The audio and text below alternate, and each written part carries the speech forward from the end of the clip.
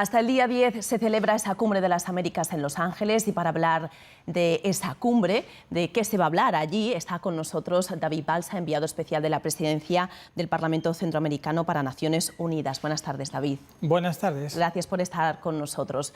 Una cumbre que quizás está un poco empañada porque Estados Unidos ha vetado la asistencia a algunos países, a Cuba, a Nicaragua y a Venezuela. Y bueno, pues eso sí que está quitando protagonismo a los temas que se querían tratar, de los que luego hablaremos posteriormente, pero sí que ha vetado a estos países. Sí, efectivamente. Estados Unidos ha decidido no invitar a 3 estados de la región y varios países, entre ellos México. El presidente López Obrador manifestó ya en su momento de que la cumbre debería ser una cumbre abierta, inclusiva, en la que se contase con todos los países. Esa petición también ha sido solicitada por varios presidentes de la región, y entre ellos la presidenta Xiomara Castro de Honduras, también el presidente de Guatemala, el presidente de Bolivia, Luis Arce, y otros dirigentes de toda la región. Y yo creo que fundamentalmente una oportunidad como esta pues debería tomar continuidad con la cumbre de Panamá. Hay que recordar que hubo una cumbre en Panamá, la cumbre de las Américas, en 2015, donde participaron todos los presidentes, todos los países, bajo el liderazgo de Barack Obama. Y en esa cumbre estuvieron todos los países, hubo muchas reuniones, muy importantes acuerdos sobre cambio climático, migración. En todo caso, nosotros tenemos un planteamiento de mirar más allá de la cumbre. Tenemos un planteamiento de que lo fundamental es establecer estrategias para abordar las causas raíz de la migración, combatir el cambio climático y ayudar a la recuperación económica tras la epidemia del COVID-19 en toda la región. Antes de hablar de esos temas, ¿cuántos presidentes han confirmado que no van a asistir? Porque no va a ir López Obrador, pero hay muchos otros que tampoco van a acudir a esta cumbre. Sí, en la actualidad el presidente López Obrador ya ha comunicado que él no va a acudir a la cumbre.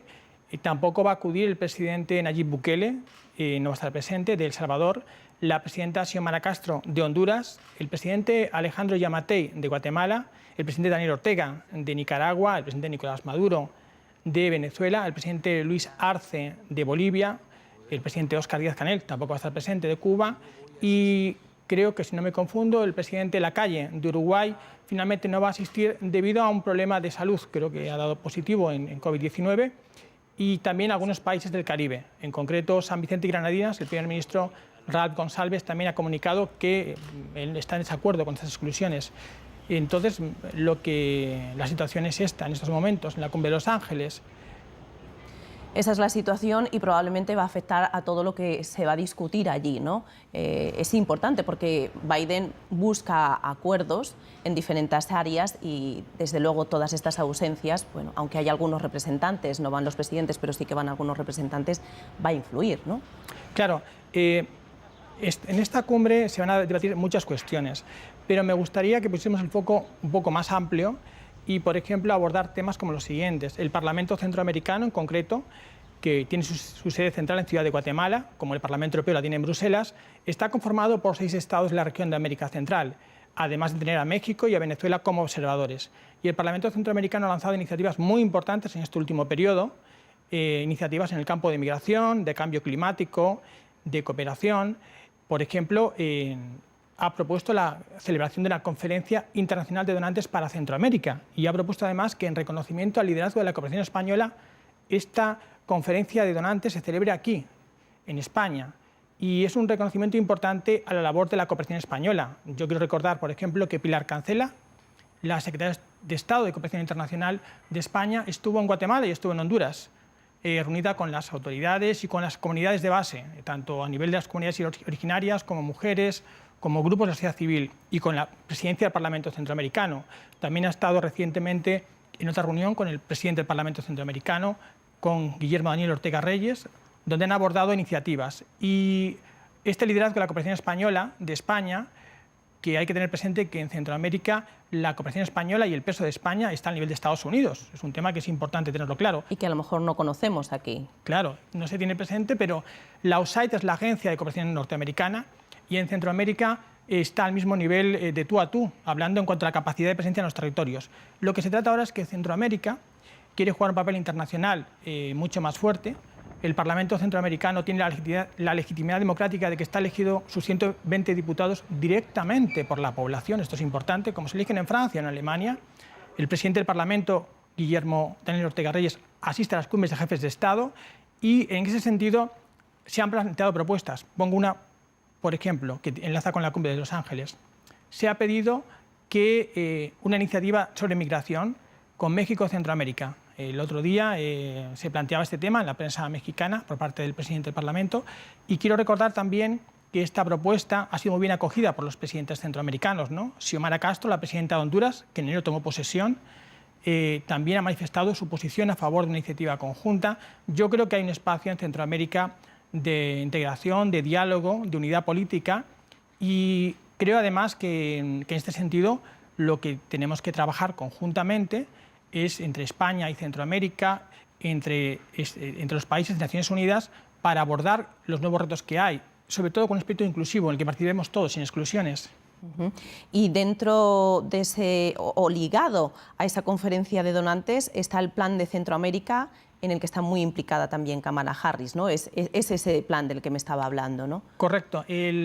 Kamala Harris, la vicepresidenta de Estados Unidos, en noviembre yo tuve ocasión de estar en Washington, tuvimos reuniones con el equipo de la vicepresidenta, ha planteado una iniciativa bajo el mandato del presidente Biden para Centroamérica. La iniciativa nos parece positiva, como todas las que son a favor de Centroamérica.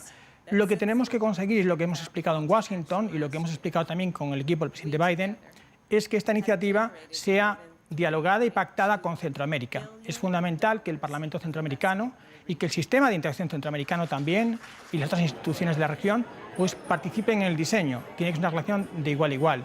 Por eso hablamos siempre de la importancia de un marco global. Nosotros hemos planteado que Naciones Unidas es un espacio donde podemos trabajar. Quiero recordar aquí en este sentido que los embajadores de Naciones Unidas, los principales países, y los organismos de Naciones Unidas, FAO, UNICEF, la Alianza de Civilizaciones, donde está el español Miguel Ángel Moratinos trabajando, han respaldado y han sido muy firmes en la idea de que Centroamérica necesita una atención, porque hoy en día sabemos que desgraciadamente hay otras zonas del mundo que están recibiendo una gran atención, pero los problemas en Centroamérica continúan. Pero hay una voluntad de los estados, de la sociedad civil, de cambiar esta situación. Yo quiero recordar que la pandemia, como todos sabemos, golpeó muy duramente a Centroamérica. Hubo un problema además de escasez de vacunas muy grave, porque no había vacunas en la región. Y ahí hubo un esfuerzo de la Organización Mundial de la Salud, por un lado, y luego también de algunos países que contribuyeron en este planteamiento, ¿no? Hubo peticiones pues, de El Salvador, de Nicaragua, de Guatemala, de Honduras, de Panamá, Dominicana, y ahora la situación es evidentemente mucho mejor que al inicio de la pandemia, pero todavía hay temas que hay que resolver, que hay que solventar. En esta cumbre precisamente van a hablar de eso, ¿no? De salud, de cómo se va a gestionar después de la pandemia, de cómo ha afectado, de cambio climático, no solo de migración, ¿no? Hay otras temáticas también importantes. Claro, el cambio climático es un problema que es clave, porque el cambio climático es el que está provocando la migración. O sea, los campesinos que pierden sus cosechas tienen que migrar obligatoriamente. Y el cambio climático además es tremendamente injusto, porque ni Honduras, ni Guatemala, ni Nicaragua, ni El Salvador, ni Panamá, ni República Dominicana producen cambio climático. Ellos no son responsables de las emisiones, son responsables los estados del norte, los más industrializados. Sin embargo, las consecuencias de los huracanes están azotando toda la región permanentemente. El huracán Eta y Iota, por ejemplo, devastaron Centroamérica, estos dos huracanes. Y este problema generó una conciencia en Centroamérica de la necesidad de una respuesta global. Yo quiero recordar al canciller de Nicaragua, Denis Moncada, que habló claramente sobre este tema. También el vicepresidente de El Salvador, Félix Ulloa, lo dijo, es necesario una respuesta común, un mecanismo de respuesta a las crisis climáticas, a los huracanes, mucho más efectivo el que tenemos ahora. Hay una conciencia en ese sentido. Quiero recordar que bueno, las instituciones centroamericanas están abiertas, como he comentado antes, a trabajar, sobre todo en el marco de Naciones Unidas. Esperamos que esta conferencia de donantes sirva para movilizar recursos para Centroamérica.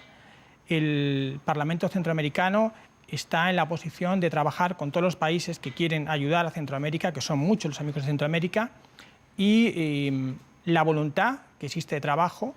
Yo comentaba antes el apoyo que ha dado España, ¿no? Por ejemplo, las vacunas. Quiero recordar cuando fue la crisis de que no había vacunas en ese momento, España hizo una donación muy importante de vacunas a la región, a todos los estados, además sin discriminaciones de ningún tipo. O sea, eso es importante, porque no creemos que sea bueno discriminar los países. Tienen que ser todos ayudados porque todos merecen el mismo trato, ¿no? Y así lo recogieron los vicepresidentes de los países, ¿no? Yo quiero recordar que es el presidente Nito Cortizo de Panamá, que agradeció a España su apoyo, ¿no? Y que agradeció a la secretaria de Estado Pilar Cancela y que agradeció al presidente Pedro Sánchez su apoyo. El presidente Pedro Sánchez estuvo en Costa Rica, en San José, y con los presidentes centroamericanos se comprometió a apoyar. Y efectivamente ese compromiso se cumplió. La vicepresidenta de Nicaragua, Rosario Murillo, lo agradeció. El presidente de Guatemala, Alejandro Yamatí, lo agradeció. Hay un consenso en ese papel. Pero el problema fundamental es que para poder avanzar Centroamérica lo que necesita es tener reglas justas en el mundo global que tenemos. Hay que recordar que las exportaciones centroamericanas, tanto las industriales, de maquila, como las exportaciones agrícolas, tienen muchas dificultades comparadas con las de Estados Unidos y la de la Unión Europea. Es preciso permitir que estas exportaciones no sean agravadas, no sean tasadas con impuestos aduaneros como son actualmente. Es necesario apoyar el desarrollo económico para que Centroamérica, que tiene enormes capacidades, una juventud de las más dinámicas del mundo, unas universidades muy avanzadas, donde se cuenta además con unas riquezas enormes de todo tipo, una biodiversidad muy amplia, pueda seguir avanzando. Y Centroamérica está con la voluntad de seguir avanzando y esperamos además que este fin de la epidemia nos permita pues, seguir en una dinámica de crecimiento, de recuperación y sobre todo de más justicia social, más igualdad y más integración económica y política en Centroamérica.